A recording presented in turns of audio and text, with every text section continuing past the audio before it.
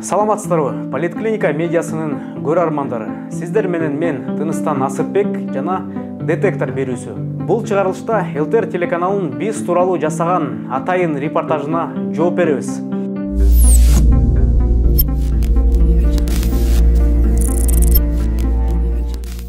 Эске салсак, бир жума мурун Детектор берүүбүздө ЛТР телеканалынын сюжетин анализдеп, анда айтылган маалыматтар чындыкка дал келбестигин айтып бергенбиз. Бирок ЛТР телеканалы менен президенттик администрациясынын маалыматтык саясат бөлүмүнүн жетекчиси Дайыр Орунбеков биздин материалга нааразы болуп, бизди калп айтып жатат деп манипуляцияга айыптап чыгышты.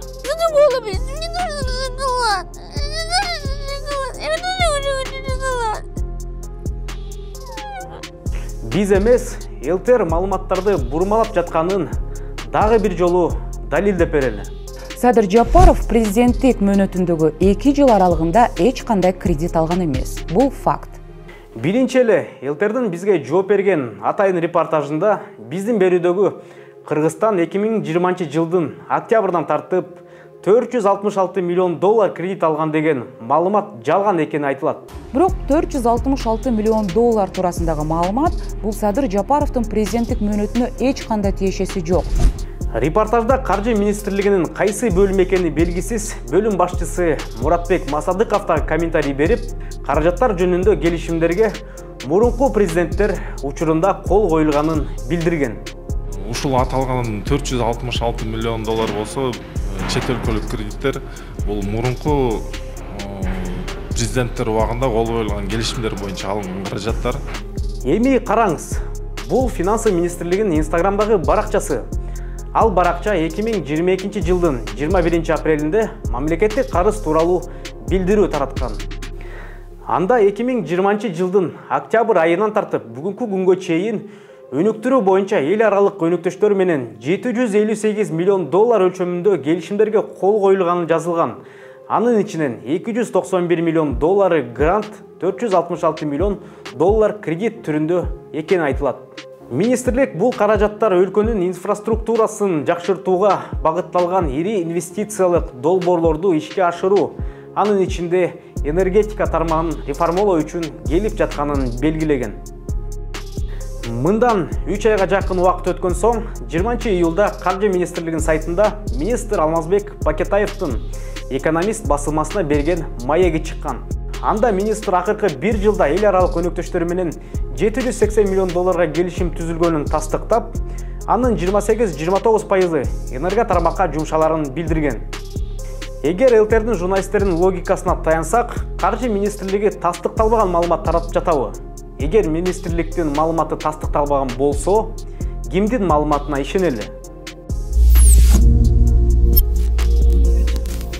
Экинчи айыптоосу Бала Саруу ГЭСинин курууга Кыргыз-Орус өнүктүрүү фондунан каражат алына турганы жөнүндөгү маалымат болгон.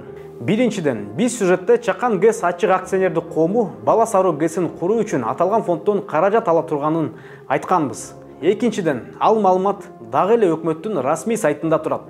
ЛТРдин сюжетинде Бала Саруу ГЭСинин курулушу ички бюджеттен каржыланганын алып баруучу да Улуттук энерго холдингдин өкүлү да айткан. Биринчиден, Кыргыз-Орус өнүктүрүү фонду $22,9 миллион бөлүп берген эмес. Бул ички бюджеттен бөлүнгөн каражат. Мамлекеттик кичи ГЭСтерди колдоо өнүктүрүү иретинде мамлекеттик жетекчилер тарабынан чечилип, бюджеттен каржыланган.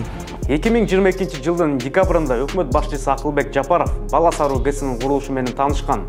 Бул тууралуу кабарда Министрлер кабинетинин басма сөз кызматы долбоорду каржылоого 2021 жылы 27 августта 2 миллиард сом бюджеттик кредит берилгенин жазган. Бирок 2021 жылы 29 августта президент Садыр Жапаров Бала Саруу ГЭСинин курулушуна капсула салганы тууралуу маалыматта президенттин басма сөз кызматы ГЭСти курууга $22 миллион керектелерин, аны каржылоо боюнча Кыргыз-Орус өнүктүрүү фонду менен сүйлөшүп жатканын, маселе өнүккөн фазада экенин кабарлаган. Бул окуядан жарым жыл өткөн соң 27 декабрда өкмөттүн басма сөз кызматы Бала Саруу ГЭСин курууга Кыргыз-Орус өнүктүрүү фонду тарабынан $22 миллион бөлүнөрүн маалымдаган. Тийиштүү чечимди министрлер кабинети кабыл алганы айтылган.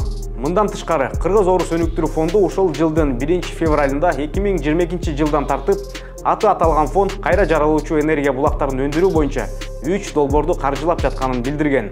Бала саруу ГЭСи баштаган дагы 7 долбоорду каржылоо каралып атканын билдирген.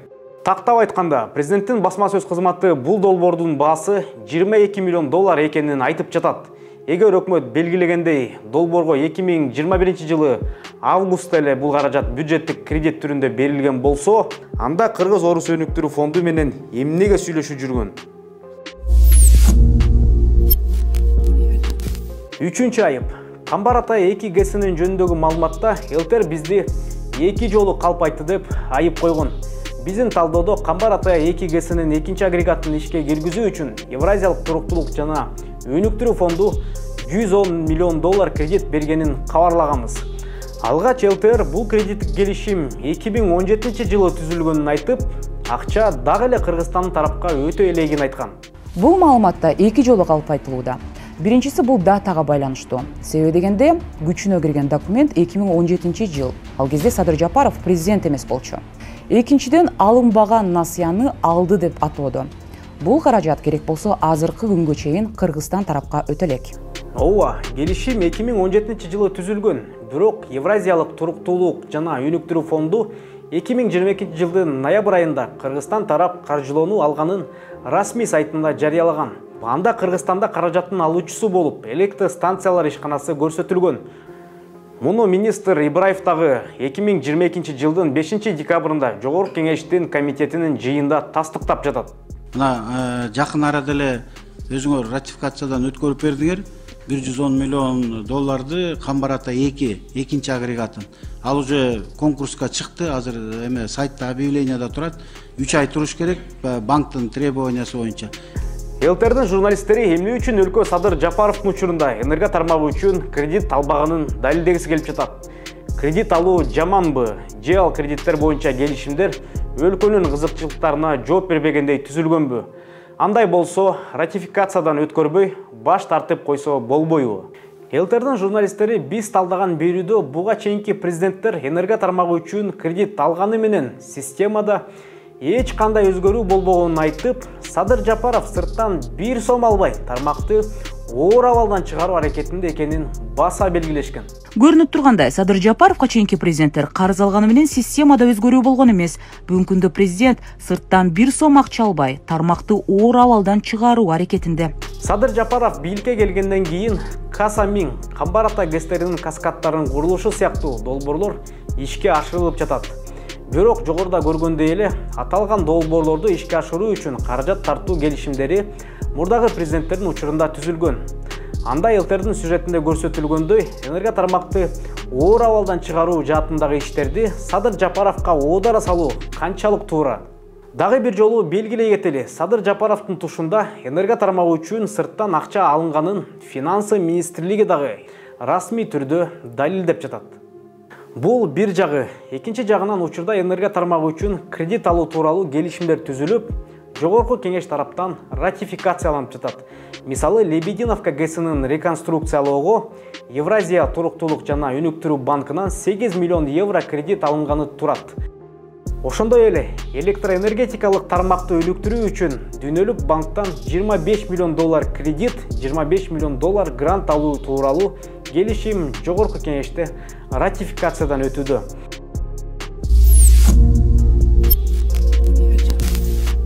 Мындан сырткары, Элтер Атайдын репортажында бизди ачык сүйлөшүүгө келбей койду деп айыптап жатат. Ошондой эле биздин медианын жана редактордун ишмердүүлүгүн дискредитациялоого аракети болгон.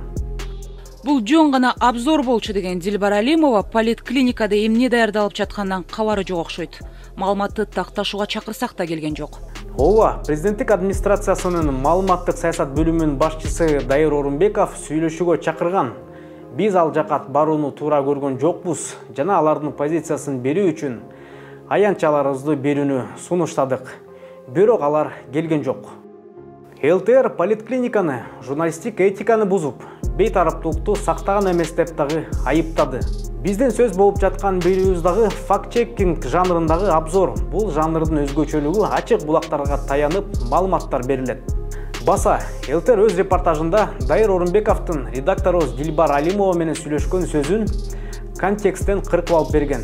Биз толук версияны сиздерге сунуш кылабыз. Кандайсыз? Жакшы. Бул Дайырбек. Угутам. Сиздер бир иликтөө жасаган экенсиздер, ошо боюнча чыгып жаткам. Кайсы иликтөө экен? Президент энергетика тармагына кредит алган эмес дегени калп деп туруп. ЛТРдики калп деп, ал иликтөө эмес, ал жөн эле обзор. Факт-чекинг. Жөн эле обзорго, бирок ошол келтирген обзоруңар бүт жалганда. Неге? Чындыгында бул энергетика тармагына кредит алынган эмес. Анан сиздер энергетика министрлигине дагы чыгып, алардан дагы тактабапсыздар да, өзүңүздөр эле ачык булактарды эле берип салсыздар. Ачык булактар факт-чекинг жанрынын өзгөчөлүгү ошол да, ачык булактардын негизинде даярдайт материалды. Ал жерде кайсы тармакка кайсы кредиттер келгенин эле санап берип атат журналисттер. Энергетикага дагы бар экен анын ичинде.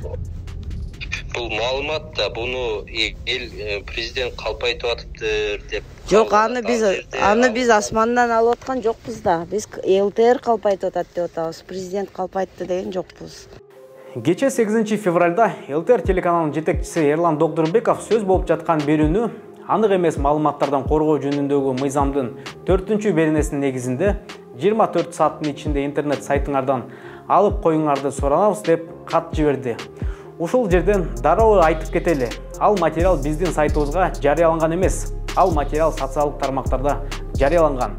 Бул материал сайтка жарыяланган күндө дагы биз өчүрмөк эмеспиз. ЛТР атайын репортажында кечирим сурабасаңар сотко беребиз деп коркутуп өткөн. Эгер бул жол менен кеттип сотко бере турган болсо, өз чындыгыбызды сотто далилдеп бергенге даярбыз. Сиздер менен детектор берүүсү болду.